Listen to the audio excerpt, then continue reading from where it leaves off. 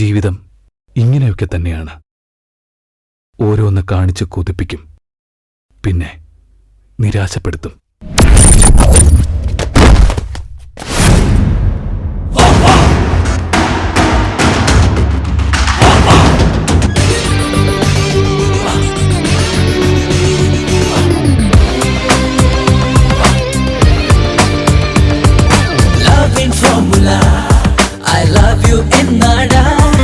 അമ്മ കാണിച്ചു തരുന്ന പെണ്ണിനെ ഞാൻ കല്യാണം കഴിക്കും.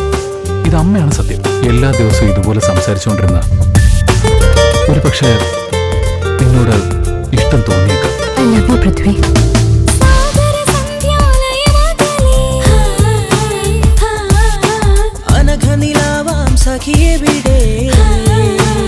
നിന്നെ കാണാൻ വരുന്ന പയ്യനുമായിട്ടുള്ള വിവാഹത്തിന് നീ സമ്മതിക്കണം.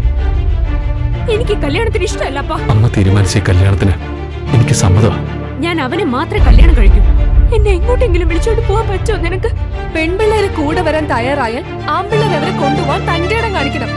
എന്നാലും എനിക്ക് ഭയങ്കര ടെൻഷൻ ആവുന്നു. ബാക്കിയൊക്കെ